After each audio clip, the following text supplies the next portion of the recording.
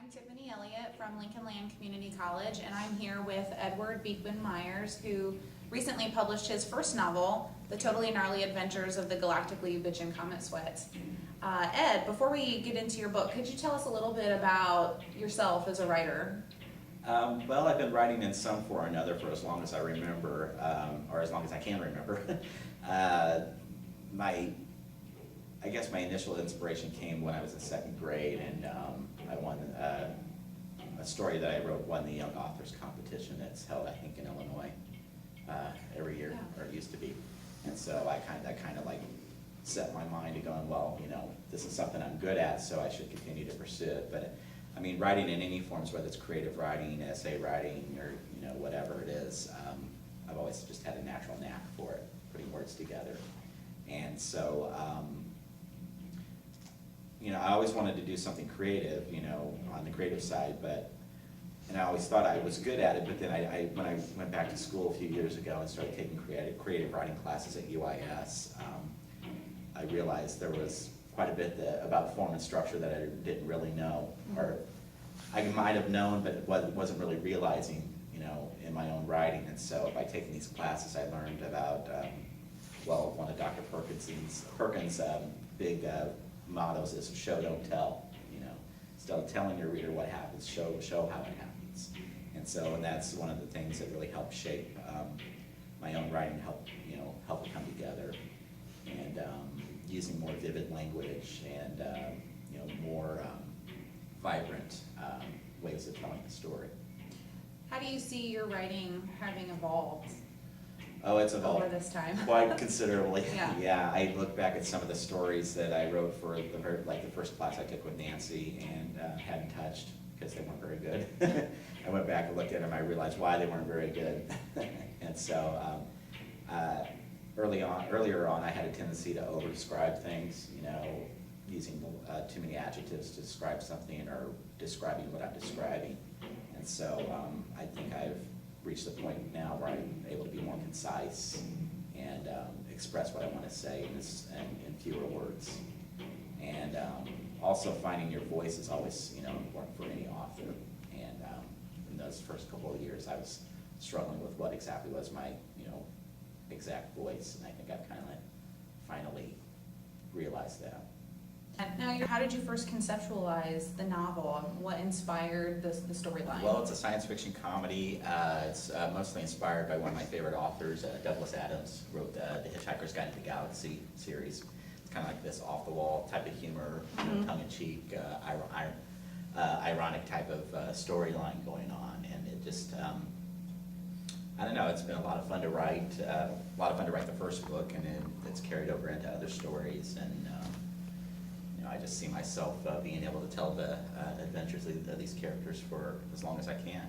Yeah. The Hitchhiker's Guide to the Galaxy is actually what I first thought of when I started reading the book, so that's fun good. to hear. Yeah. That you say that was an influence. Yeah, it was a major influence. I've always had an affinity for, like, you know, British stuff, you know, especially, actually it was kind of like a fluke type of inspiration. I was, well, 8 years ago I made the decision to go back to school full time to finish my bachelor's, and eventually I went on to get my master's degree, and I was looking around online one evening for like scholarships and, you know, grants and stuff like that, and I happened to stumble across this contest called Writers of the Future.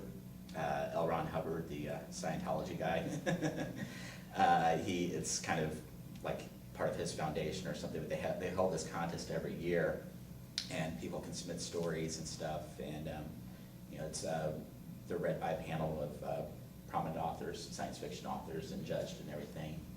And the top prize is $5,000. I thought, ooh, cool, I could do that, you know, and give me money for school. Well, I just kind of you know, after I did that, I just sat at the computer and started typing, and whatever came, you know, I kind of had a little bit of an idea, but I didn't really know where it was going, and so it just kind of, I started and it just built off, you know, went from there.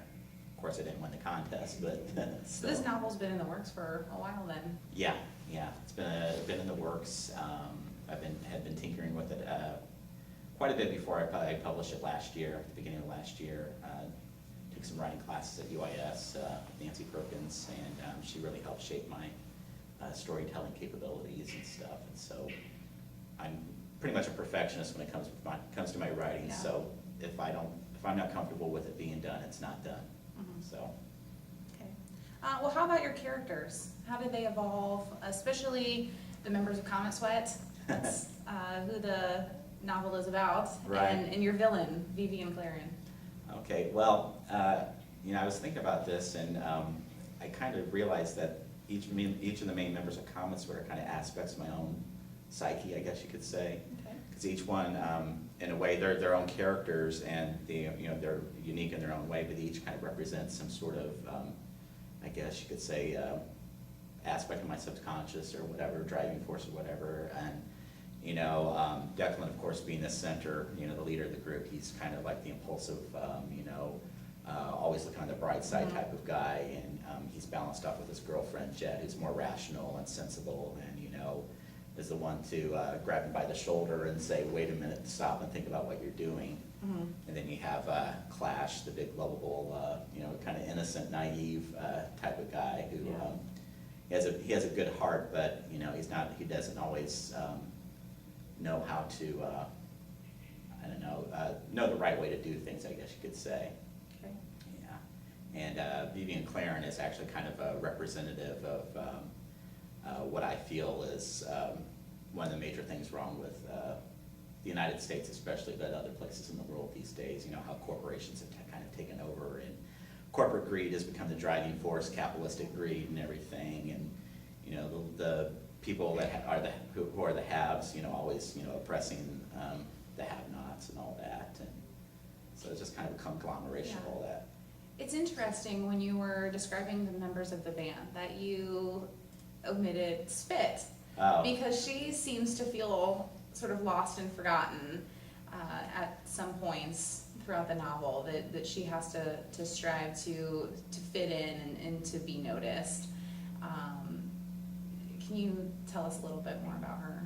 Yeah, actually, again, like I said, each of the characters is kind of like a extension of my subconscious, whatever.